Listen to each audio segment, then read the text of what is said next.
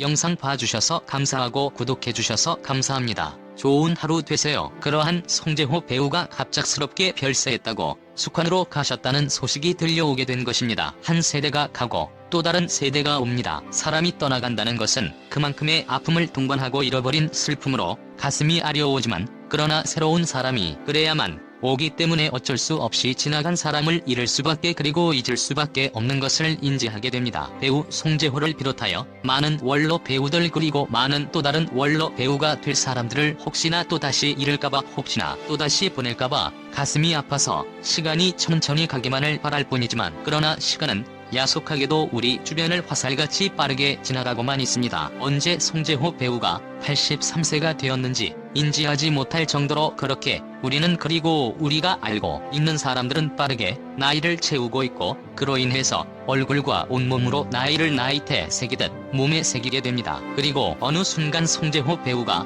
우리에게서 떠나간 것처럼 별세라는 이름으로 숙환이라는 이름으로 하늘로 올라간 것처럼 우리는 그렇게 한 명 한 명 가슴 아프게도 떠나가는 것을 그대로 보고만 있을 수밖에 없습니다. 최근까지 비교적 활발히 활동을 했었기 때문에 사망 원인이 코로나19 아니냐는 추측도 나왔지만 송재호는 숙환으로 숨진 것으로 전해지고 있습니다. 그래도 다행인 것은 큰 병이 아니라서 큰 고통이 있는 사고로 떠나간 것이 아니라서 숙환이기에 편안하게 죽음을 맞이했다는 사실에 한 줌 다행을 입에 걸치게 됩니다. 그런 송재호의 지난 50년 사채빚과 함께 황역경의 인생사가 화제로 떠오르고 있다. 송재호는 후손이 귀한 집안 내력으로 20대 초반에 결혼을 하게 되고 슬하에 자녀 5명을 두어 젊은 시절부터 경제적으로 순탄한 생활을 한 것으로 보이진 않는다. 사남 1녀의 자녀가 있었는데 2000년 막내 아들이 눈길에 차가 미끄러지는 교통사고로 사망했고 그 충격으로 단기 기억 상실증에 걸렸던 적이 있다고 합니다. 장남 송영춘은 대학생 시절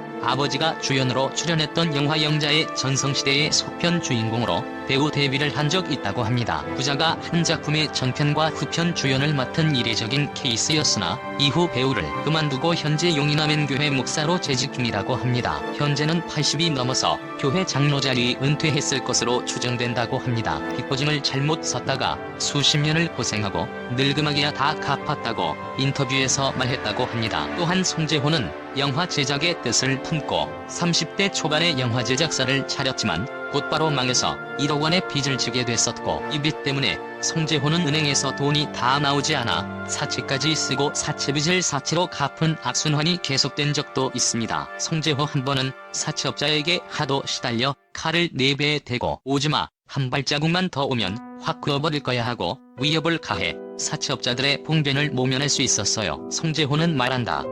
그 당시 너무 괴로웠고 삶의 희망도 보이지 않았다. 늘 쫓기듯 사는 인생이 너무 힘든 나머지 자살을 3번이나 시도했었다. 약을 먹고 죽으려고 했지만 실패했다고 밝혔다. 가장 힘들고 감당하기 어려운 고비의 순간을 맞았으리라 생각이 된다. 하지만 가장으로 스스로 지켜나가기에 앞서 눈앞에 밟히는 아이들과 가족들의 모습들이 쉽게 생명의 연초를 끊어내지는 못하는 터라 지금의 송재호를 볼 수 있게 그의 생명을 붙들어 놓은 것은 아닐까 싶다. 죽음의 문턱을 넘나들었던 송재호는 신앙생활을 시작하면서 인생관의 변화가 오고 새로운 희망을 찾기 시작했다고 한다. 그리고 2005년 송재호는 2005년 이자까지 모두 갚았다고 합니다. 송재호 한 50년 일에 빚만 갚았다. 내가 지나온 세상을 돌아보면 참 희한하게 산 것 같다. 내가 한 50억쯤 벌어놓고 있을 거라고 생각하고 있는 사람들도 있던데 실제로는 50억이 아니라 5억도 없고 50만원도 없어. 다 빚 갚고 이자까지 주고 하다 보니 나한테 남는 건 아무것도 없더라. 송재호.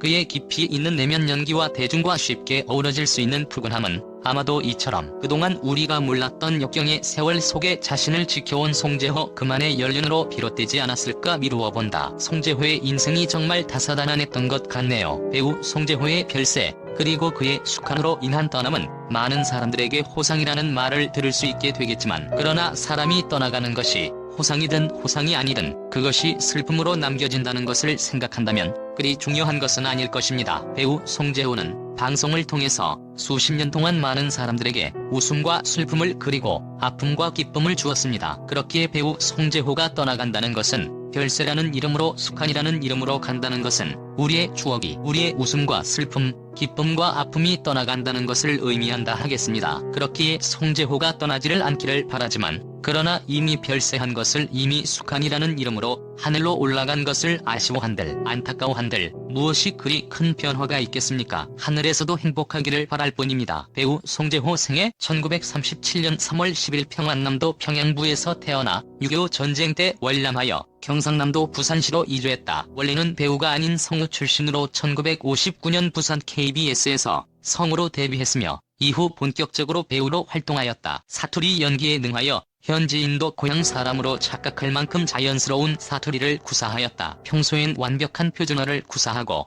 또 부산에서 살았던지라 부산 사투리를 어색하지 않게 잘 구사한다. 살인의 추억에서 맡았던 경찰 반장 역은 원래 표준어를 구사하는 캐릭터였으나 좀 더 인상적인 이미지를 위해 송재호가 봉준호에게 제의해 부산 사투리로 바꿨다고 한다. 뿐만 아니라 대구 경북 사투리도 잘 구사하였는데 경남 사투리와 경북 사투리의 차이를 제대로 알고 구사하여 한동안은 고향이 대구인 것으로 잘못 알려지기도 했다. 또한 고향이 평양이라 평양 사투리도 아주 자연스럽게 구사한다. 실제로 영화 용의자에서 이북 출신 기업 회장 박건호 역으로 등장하는데 여기서 보인 사투리 연기는 실제 평양 말이라고 탈북민도 인정할 정도다. 이후 영화배우로도 성공하여 1975년 영자의 전성시대의 주인공 창수 역을 시작으로 1981년 장미희와 함께한 3번은 짧게 3번은 길게까지 스크린의 주연급 배우로 활약했다. 의외의 이력으로 연기자 생활과 사격 선수 생활을 병행했다. 1985년 봉황기 사격대회에서 단체전 금메달을 땄다. 국제사격연맹 심판 자격증이 있으며 1988 서울올림픽 때 클레이 부문 심판으로 참가했다. 대한사격연맹 이사로도 활동한 바 있다.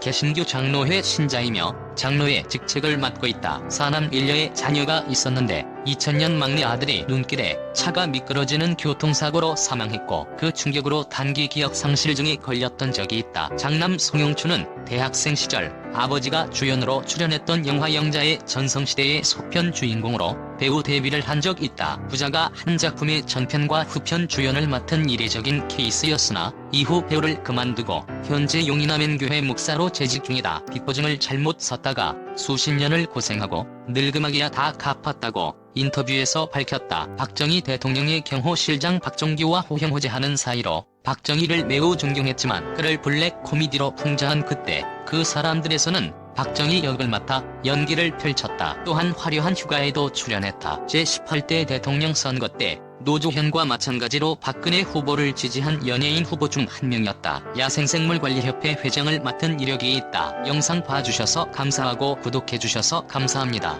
좋은 하루